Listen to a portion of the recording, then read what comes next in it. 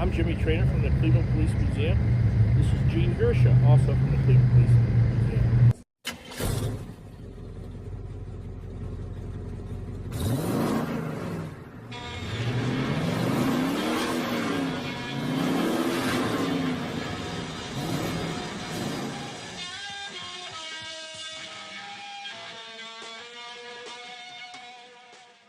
I'm a retired Cleveland policeman. I spent 38 years as a policeman. Gene spent 25 years with the Cuyahoga County Sheriff.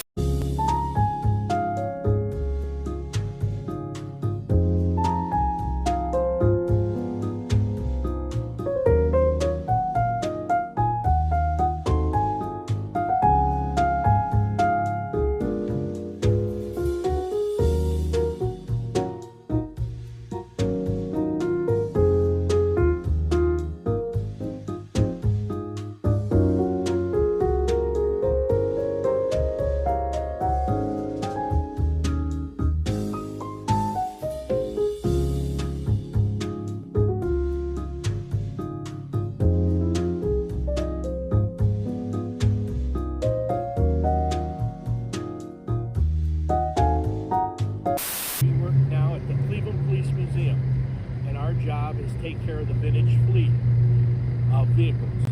Cleveland Police Department is in collaboration with not only the Cleveland Police Department but also our Cuyahoga County Sheriff's Office and also the Retirees Association of the Highway Patrol.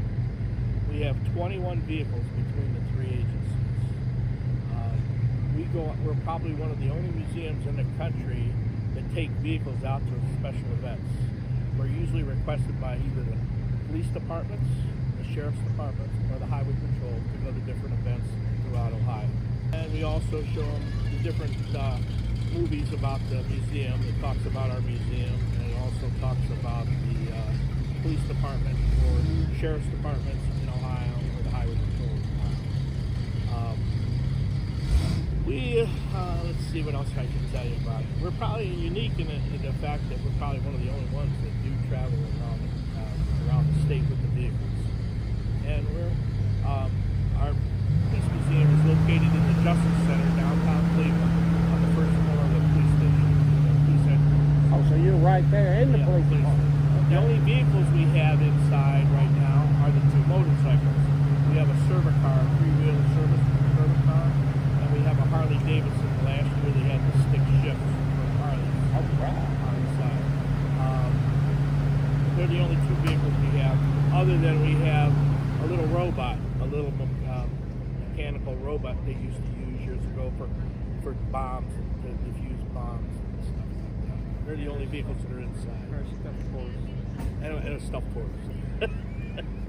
We have it. So where do you store all the vehicles? We have a couple of warehouses in Cleveland, and then some of the guys have large garages. We store some of them there too. It all depends which ones we're using for what events. Sometimes we have two, like today we have 3 events going on. So throughout. So what we have to do is split up the details to go to the different events. Okay. And then sometimes we have 2 or 3, sometimes we have 4 or 5. It all depends. So we get requested quite a bit here. I think last year we had 90 or 100 events to go to this year, which is quite a bit. That's quite a bit. And we get donations from different agencies and stuff to give us money to pay for the gas. The museum takes care of the cars for the maintenance and stuff like that. And a lot of the guys, we work on the vehicles ourselves too to help them out. So it's a labor of love. It's a labor of love. And you know what? It gives a bunch of us, most of the guys that do it are retirees. Right. But we do have some working guys that help us too. Our problem is getting the volunteers. It's hard to get volunteers these days. I can imagine that. But you would think they would like to do it because they get to drive the old equipment, the old cars, and get to see a lot of the stuff. They're not doing high-speed pursuit, no. so... It's all, basically it's public relations. And, yes. And you know, the people love the old cars because nobody collected the old cars. These were, you know, so when you see them, and especially if you see them on the road, usually we're driving them to events. So when you see 4 or 5 of these things coming together, everybody wants their pictures, you know, take pictures with them, stuff like that. And even the police we run into, they'll tell us, oh, my father drove one of those cars, or my grandfather drove one. Yeah. They really do like them. They're really popular, and the kids love them. Sometimes we even set up we have some couple of the old crank sirens that used to be on the van, so they love playing with the sirens. Looking at here is some of the old equipment the police department used to use, and it's now outdated, but we kept it. This is from the museum, and we take it around to different, we're asked to bring this to different events throughout Ohio, and we bring the old equipment. We set up the tables. We try to show them how it used to be in the police department and some of the equipment we used to use. I'll start here. This is one of the early lie detectors from the 50s. It's kind of a crude thing, but basically what it does is it attaches to your fingers and they read the dial, and they'd be able to tell if you were telling the truth or not telling the truth. Just by heart rate. Yeah.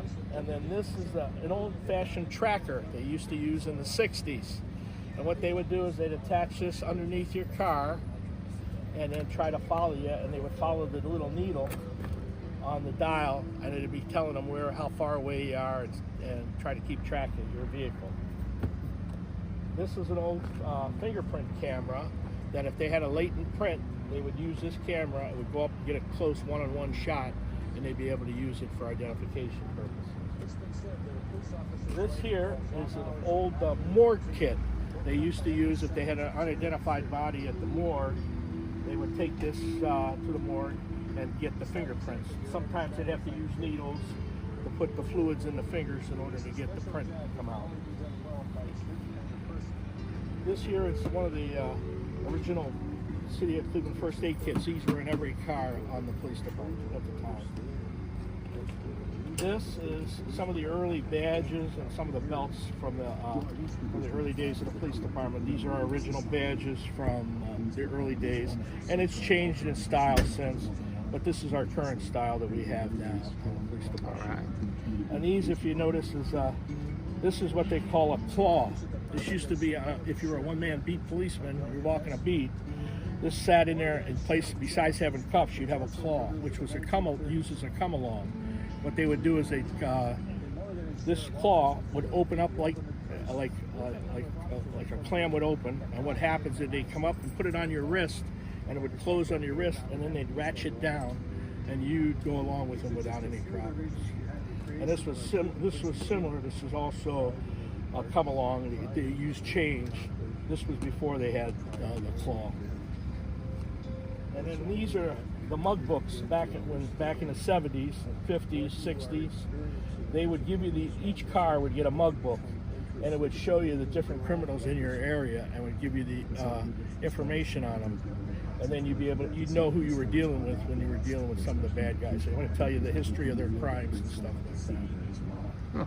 And then we have the manual rules and regulations. If you notice on this one, a lot of people don't realize that Elliot Ness was our safety director after he left the feds. And he came up with a bunch of rules and regulations he wanted the policemen to follow. This is one of the old megaphones they used to use in the police cars if they had a barricaded suspect to try to get him to move, or use it for crowd control. This is an old fingerprint kit that they'd bring to a crime scene if your house was broken into or your business, and they dust for prints with this. Also, I don't know if you noticed, a lot of people don't realize the Thompson submachine gun was developed in Cleveland, and all the prototypes were done in Cleveland. So these are this is a box where they used to keep the Thompson submachine guns, and they were used back in the 20s, 30s, 40s, 50s. They didn't get rid of the Thompson submachine guns for the police department until the early 80s. Oh, really? So they kept them all the way up until the early 80s. What sometimes they would do is sergeants, or like with the impact unit or the different tactical units, would carry the submachine guns in the cars if they had to get to a crime scene fast. That is awesome. The one on top is a tear gas gun. So if you had a barricaded suspect, then what they would do is they would use the tear gas gun in order to lob tear gas into the house and make the That's suspect. cool. That is cool, man. You want to walk me around the car a little bit? Yes.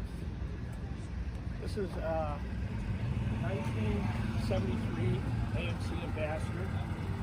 If you notice the color, it's a lime green, safety green. Cleveland had safety green from 1972 to 1978, and then the last green car went off the police department about 1983. The safety green was an experiment by the National Safety Bureau to make different color police cars, high visibility color police cars in different parts of the country to see how they would stand out. They wanted the vehicles to stand out, and of course it does stand out pretty well. Matter of fact, when the mayor at the time bought these cars for the police department, they called them Perks Pickles because they were anyway, the Ambassadors were great cars. What they would do is the impact unit was on the east side of town, the tactical unit was on the west side of town, and these vehicles would speed fast to a crime like a robbery in progress or some type of a high crime that they needed to respond faster. Sometimes they'd have 2 policemen in a car, or sometimes they'd have 4 policemen in a car, and they try to get to a scene quick in order to handle it. That's why you'll notice there's no screens in the car. They were just basically a fast response car. Notice also the motto, that was 1973, "Our men serve all men." That's politically incorrect to use now. Yes, sir. Okay, but that was in 73. They started putting the women in the police cars in 1974. So by 1975, that motto was off the car. That motto. And you know what's something? You know who protested the most that women are going into the police cars? And a lot of people think it was other policemen. It wasn't other policemen. They protested at every district and down at City Hall. Policemen's wives. They didn't want their husbands working with women in the cars. Ah. Anyway, if you notice inside, you're going to see a computer. Now this was 1973. They were called MDTs. They ended up, those computers could only run a license plate, do a warrant check, and they could talk car to car. They could send messages car to car. This was a federal program. It lasted for about 4 or 5 years. And once the computers, the federal money ran out for the computers, they took the computers out, and we didn't get computers back in the cars probably for another 20 years. That's crazy. If you notice too, the police cars had 401 motors. That's why they wanted to make sure that police could get there quickly, so they bought high-end motors to send them. Notice this tells you a little story about the cars and about the Impact Task Force. Chief Gerald Rademacher at the time, he wanted to implement a new crime fighting unit, and he called it the Impact Task Force. And he picked 120 seasoned veterans of the police department, and then he sent them out to. They worked 2 shifts, 4 squads on each shift, and they were in the east side districts and west side districts, and they'd fly to scenes. That is crazy. Let's see. By the way, I got a little story to tell you. A few years back, in May, is Police Memorial Week. And what happened is we usually we get a caravan of the old cars and stuff. We go around to the different families that lost policemen in the line of duty, and we give them flowers and stuff just to remind them that we always remember them. Well, after we left a couple of years ago, we left our last drop-off of flowers, and we blew our motor on the 401 on the AMC police car. So I ended up contacting Jeff Kennedy from the AMC Club down here in Columbus. And I asked him, "Hey, Jeff, is there any way you can help us find, we're trying to find a 401 motor to replace the one we have." He goes, "Listen, you're up by Cleveland?" And he says, "You're up near the Brunswick AMC Club." And I says, "Yeah, that's the next city up." And he goes, "Well," he said, "there's some guys there I think can help you." So he made the phone call to him, Next thing you know, the club guys came out, and not only did they help us, we got the motor out, they ended up rebuilding our own motor in less than 2 weeks. They had it done in 2 weeks, and then they brought it back and helped us install the vehicle, into the vehicle. So I can't tell you how much I appreciate the AMC Club, especially here in Ohio. They are the best. If it wasn't for them, this car would probably still be down. We'd still be trying to look for a motor. Just so you know.